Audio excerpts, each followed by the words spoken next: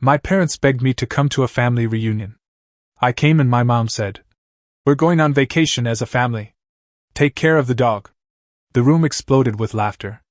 I just nodded. 2 days later, they tried to withdraw $4,000 from my card, but I refused. Then my dad wrote, "Be serious." I smiled and sent 50 cents with a note. "I am not a family."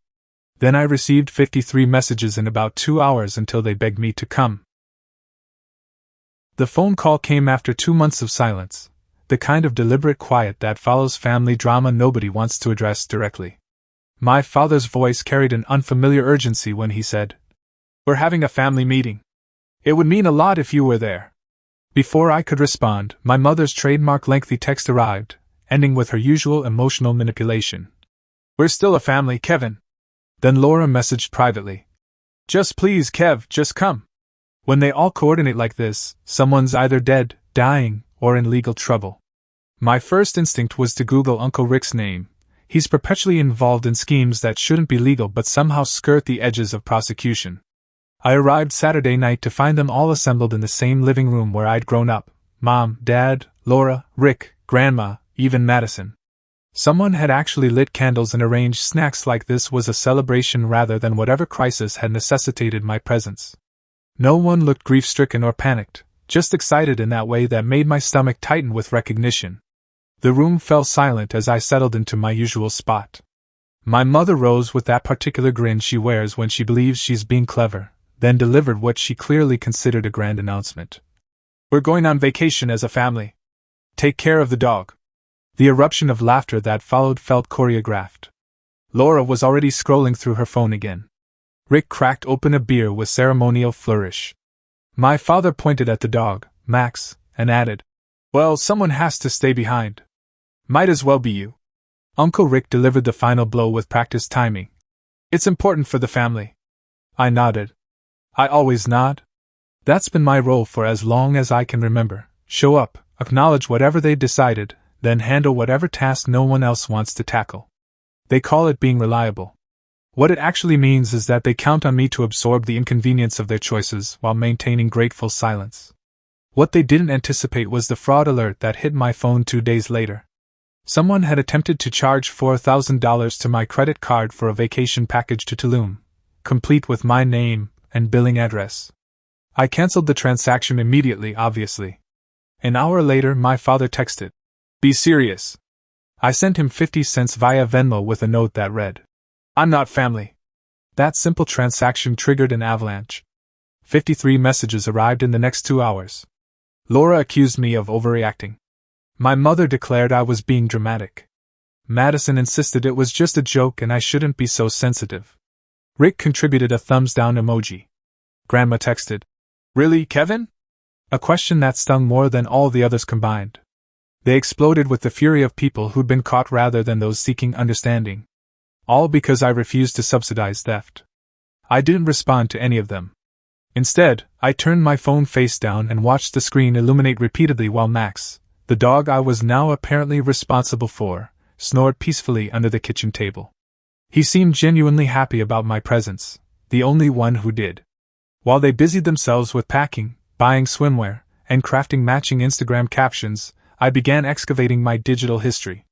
Old emails, receipts, loan documents I'd forgotten signing, notes I'd made about who owed what and when. The archaeological dig revealed far more than I'd remembered or perhaps wanted to acknowledge. They believed they were the ones holding everything together.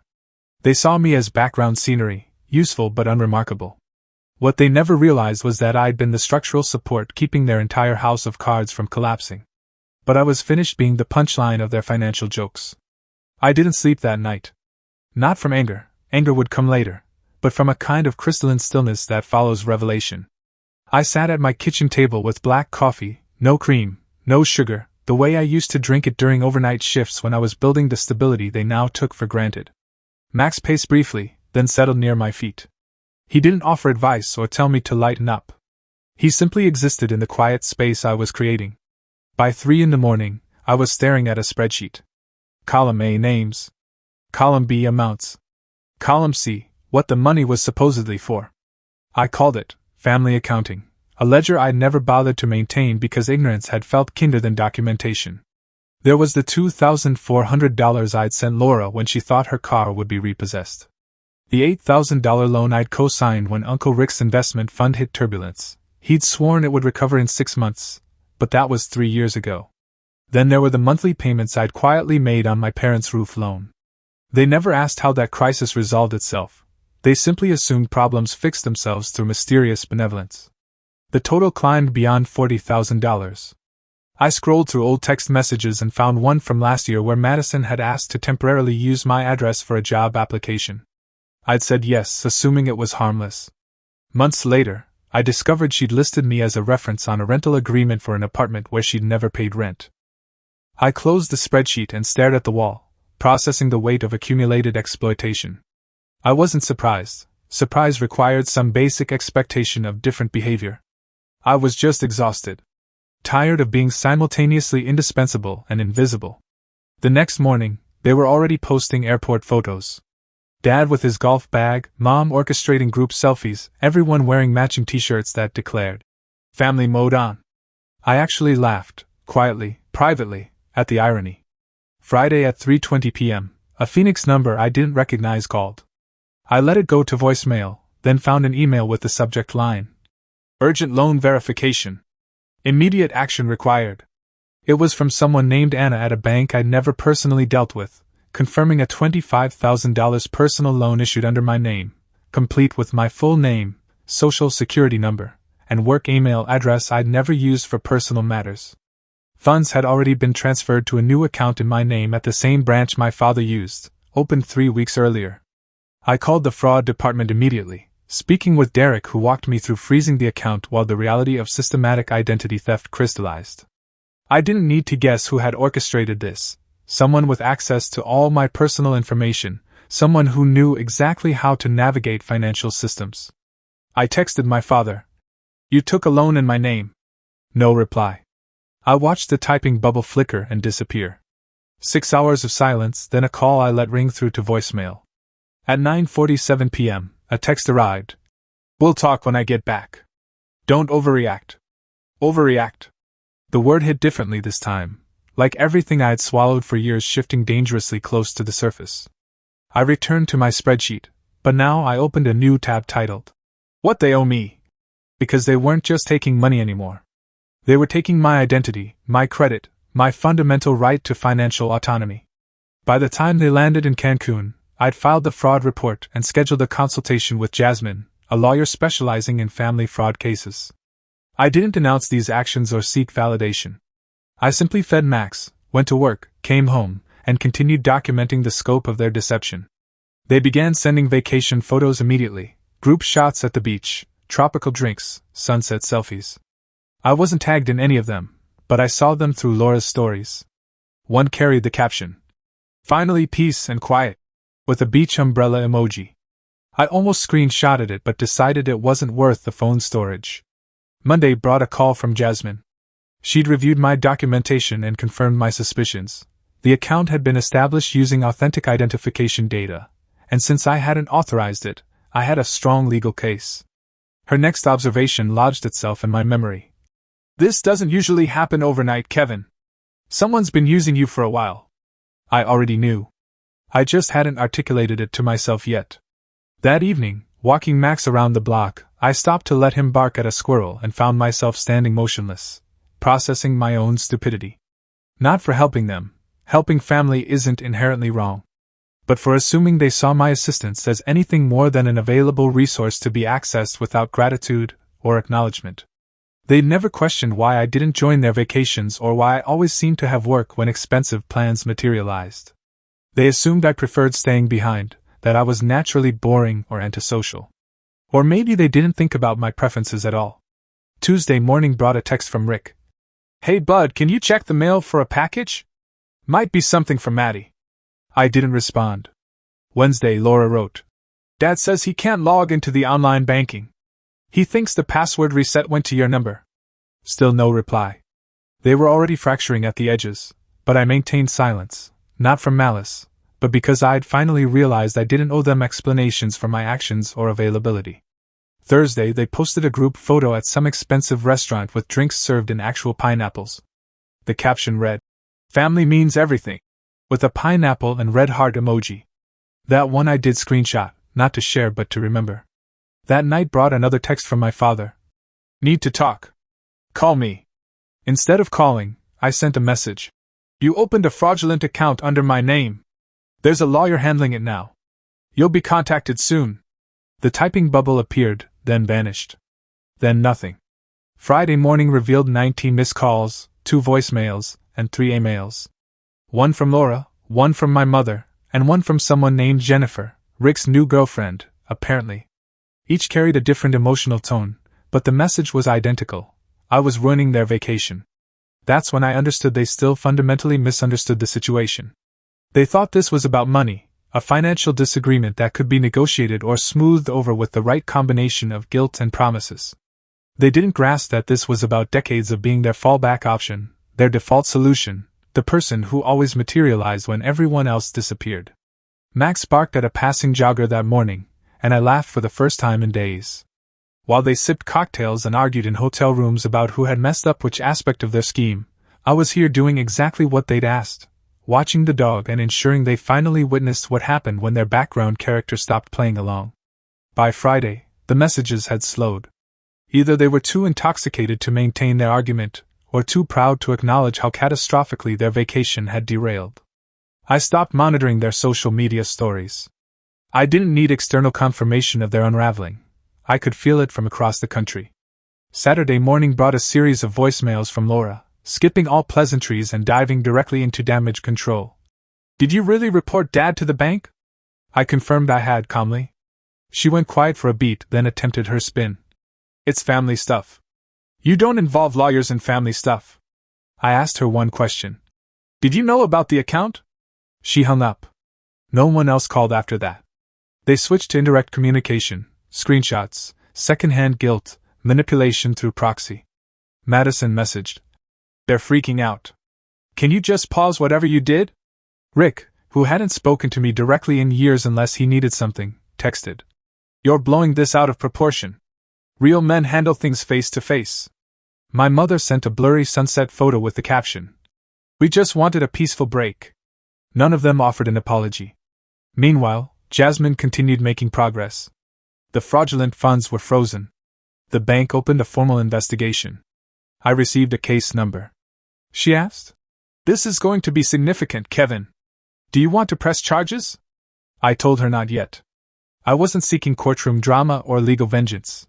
What I wanted was for them to sit with the consequences of their actions without someone rushing to soften the impact, explain it away, or quietly resolve the crisis. Tuesday morning, an unknown number sent me a screenshot. "Cancellation confirmed for early departure."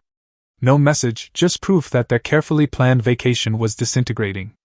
10 minutes later, Laura texted, "We're coming home. Everyone's fighting. Thanks for that." I stared at the message briefly, then set my phone down and continued my day. The next day, I knew they'd return because Madison posted one of those dramatic black screens with white text. "Back. Exhausted. Don't ask." This was followed by a flurry of strategic silence from everyone else. Then the doorbell rang. All of them stood on my porch, Dad in his faded windbreaker, Laura still wearing flip-flops with sunglasses pushed up on her head, Rick carrying a bottle of duty-free tequila like it was a diplomatic peace offering. My mother was last to look up at me, her expression carrying the weight of someone who'd finally glimpsed the scope of their miscalculation. I opened the door. Max barked once, then trotted over to sit by the couch like an audience member settling in for a performance. They entered slowly, uncertainly, as if they weren't sure they were welcome in space they'd always assumed was automatically available. Laura launched into something about misunderstandings and vacation stress, and how Dad thought the account was just temporary. Rick muttered about overreactions. My mother dominated the conversation, as always, weaving explanations that somehow managed to avoid actual accountability. Finally, my father spoke. "It got out of hand." I looked at each of them, then down at Max, who had dropped a squeaky toy near my foot and was sitting statue still, waiting. "I was just looking after the dog," I said. No yelling. No dramatic speech. I wasn't going to provide them with a roadmap back to my trust. They'd have to find their own path, if they cared enough to try. They lingered for a few more minutes, then filed out one by one. No goodbyes, no promises to do better, just the soft sound of doors closing behind them. When they were gone, I sat on the floor next to Max and scratched behind his ears while he chewed his squeaky duck like absolutely nothing had changed. Because for once, it wasn't me who had broken. It was them. The silence after their departure didn't feel like relief. It felt like someone had finally turned off an engine that had been running too long. Still warm, still ticking, but quiet at last. And in that quiet, everything else became audible. Not their voices, but all the things they'd never said, the years of casual requests, the running tabs, the way they never asked how I was unless it connected to something they needed. I assumed they'd maintain distance while their embarrassment cooled, eventually transforming this episode into family mythology they could reference years later. Remember when Kevin got all dramatic over that one thing? Instead, the next development came quickly. 2 days later, the bank called with formal courtesy. They needed my written statement confirming I hadn't opened the fraudulent loan account. I sent them everything: screenshots, credit reports, lawyer contact information, timestamps. Everything dated, documented, legally airtight. An hour after that, Rick texted, "You really went through with it." No apology, no acknowledgement of wrongdoing. Just 6 words conveying his disbelief that I'd stepped outside the role they'd assigned me. I didn't reply. Then came their strategic pivot. They attempted to reach me through auxiliary channels. My cousin Dan, who I hadn't spoken to in over a year, not since he'd borrowed $600 for a temporary setback, and then ghosted me for 7 months, suddenly messaged that he was in the neighborhood and wanted to grab drinks. "Max doesn't do well with visitors," I told him, and stayed home. Thursday brought a cardboard box to my doorstep. No return address, no note. Inside was a framed photo from some childhood vacation, Myrtle Beach, maybe. Dad in cargo shorts, Laura making bunny ears behind Madison, and me standing off to the side, holding a bag that clearly wasn't mine. Even at 12, I'd been the one carrying everyone else's stuff. I didn't throw it away. I placed it in the drawer with the rest of my documentation. By weekend, Jasmine called with an update that shifted everything. The fraud report had triggered a broader credit review. The loan wasn't the only red flag. There were other inquiries using my identity, one from a Florida dealership, another from a payday loan company. Both denied, but still visible on my credit report. She paused before asking, "Are you certain this only started recently?" I wasn't. I'd stopped checking my credit regularly long ago. I'd stopped expecting better from them even longer ago. That night, I requested every credit report available and built a comprehensive timeline stretching back 4 years. Cross-referencing family emergencies, sudden favors they'd requested, and credit inquiries, a pattern emerged with crystalline clarity. They weren't just financially messy, they were systematically predatory.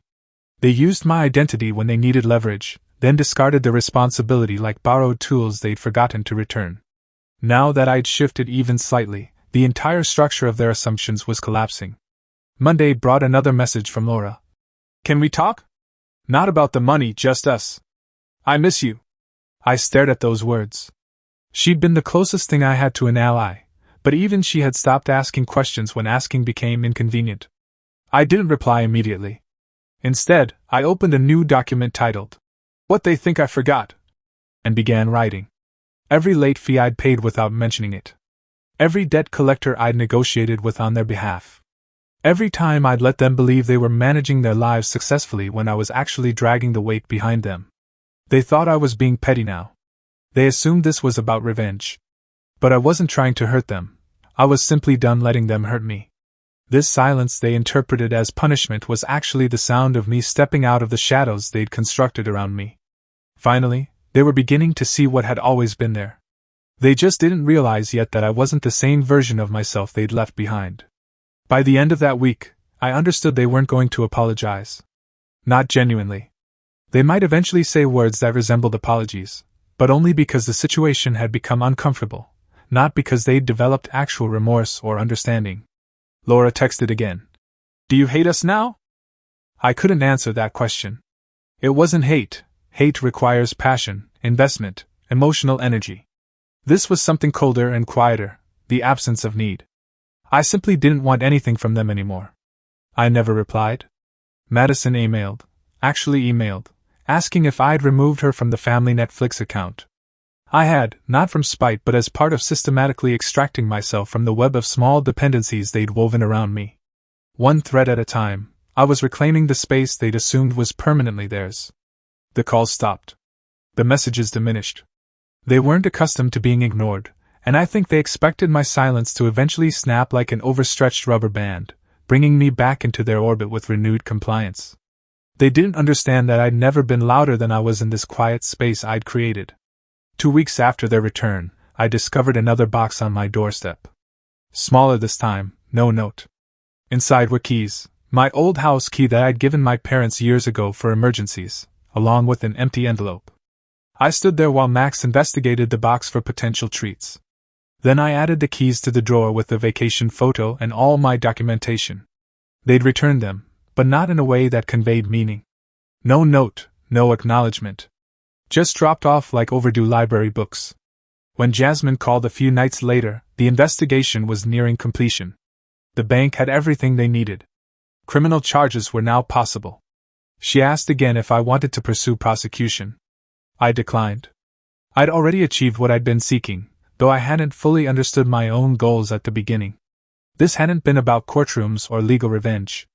It was about creating space around myself, clear, firm, unshakable space where no one borrowed without asking, where guilt didn't arrive wrapped in family obligations, where I could finally hear my own thoughts without the constant static of their demands. Max barked at something outside and ran to the window. Following him, I spotted Rick's car parked down the street. He didn't approach the house or knock, just sat there for several minutes before driving away. This was how it would continue, no dramatic confrontations, no closure-providing conversations, just gradual, quiet dissolution. They'd proceed with their lives, constructing their version of events. Maybe someday I'd become the story of how Kevin overreacted, how he changed, how they tried to reconcile but he pushed them away. That narrative was fine with me. They'd never comprehend the full scope of what they'd asked of me over the years, the weight of every crisis I'd absorbed, every favor they'd forgotten to remember, every time I'd been their solution without being their consideration. They'd never really see who I was beyond my utility to them. But now I could see myself clearly. I scratched Max behind the ears and settled on the floor beside him.